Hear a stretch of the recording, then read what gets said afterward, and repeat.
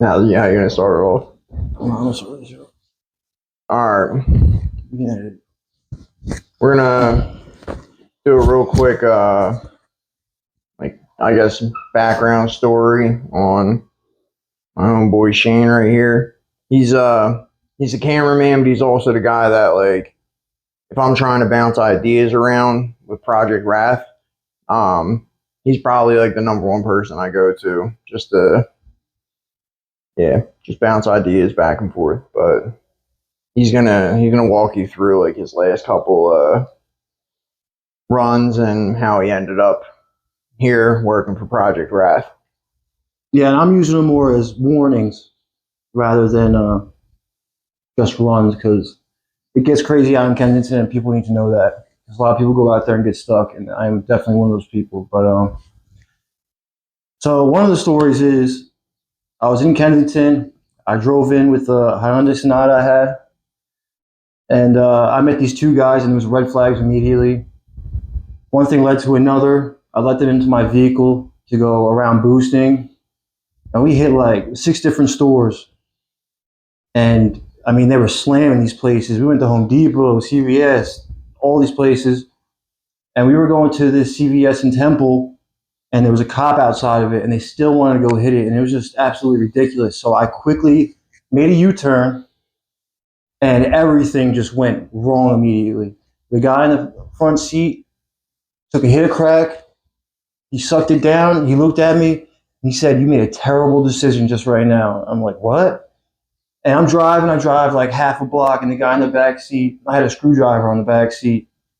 The guy picks up the screwdriver and he slams it into my head. And mind you, I'm driving my vehicle. He's slamming my head with the screwdriver. It's crazy.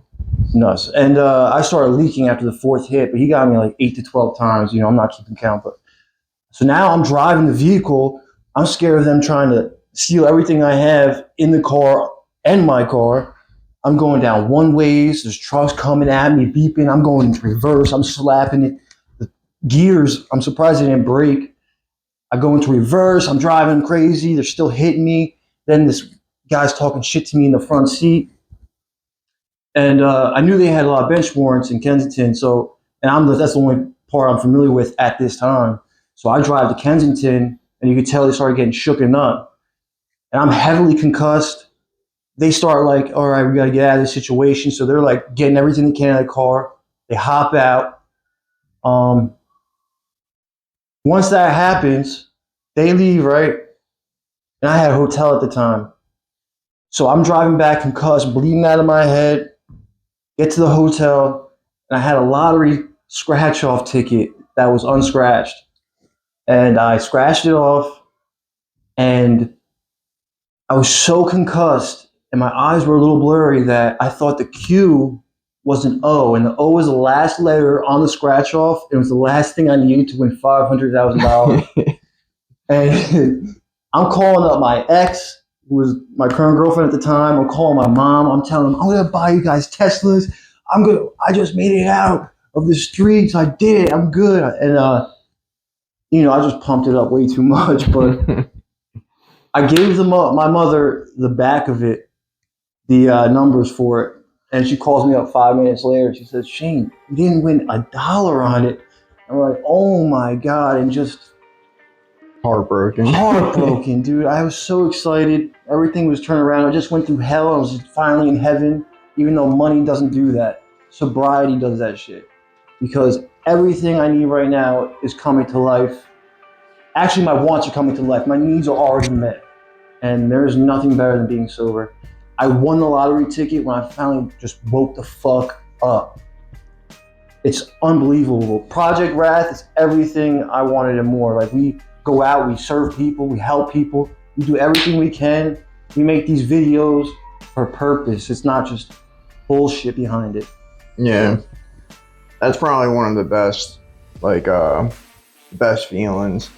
Like me and Shane knew each other on the street, and like, there's points when you're stuck out there that like it's not like you believe, like, you know in your soul that like there's no way out of this, and that's just not true.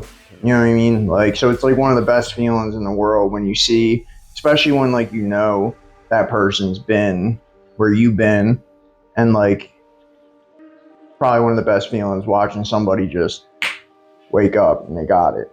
You know what I mean? But you know, that's just a little taste of Shane's story. But the whole point of this Project Wrath is it's not just to share about like the hardships. It's also about like letting people know that there's 1000% a way out of this. You know, like it's all about networking, it's about connections, and like it's about giving back and like being kind of like that beacon of hope for the people that are still stuck out there. Because even like me and him were just talking before this, like there's certain things in place like in the system that like it adds to that feeling of like the boot on your neck, whether it be probation, whether it be housing. But yeah, the point of Project Wrath is to gather all of the information that we can from MAT houses, regular sober living houses, Oxford houses, recovery houses, scholarship funds, and like make it like an actual network of people and put it all in one place. So, yeah, I'm just happy to see that you're doing good, bro. Thank you. You definitely contributed to me doing good. It's about support, and you support me through the very beginning stages of sobriety, and the earliest is the worst. So. Yeah. Well, I don't know. I know what it feels like. Like I said, there's a point where most addicts get to, like, cause like you start using drugs, trying to, like, become the life of the party, be able to talk to the girl. You think it's elevating you, and like it's a social thing. At least it was for me. Yeah. So like I did it, and I felt like I could be whoever I wanted to be. I could fit in with whoever I wanted to fit in, and like that's where like the sleight of hand happens, because then isolation and all. Yeah, the one thing that you wanted and you thought out of using, starts becoming the thing that starts pulling you away from the people that care about you and the people that love you. So like once you get to that point where like you're stuck and you feel like you're completely alone, and you are completely alone, like sometimes like it's just that one person that like lends you a hand, that one person that says, yo, listen, bro, like you want to do things differently. You know what I mean? This is what I did. And I think that's probably one of the most like powerful parts, not just of Project Wrath, but like any group of people that are out there. You know what I mean? Giving a little bit of support, a little bit of love, showing people that they're not forgotten about. I mean, what this thing's all about. But I love you, Shane. I'm happy you're doing good, bro. And you know what I mean? More will be coming soon for Project Wrath. If you need our help, hit us up. Yeah, don't be a stranger. Don't be a stranger.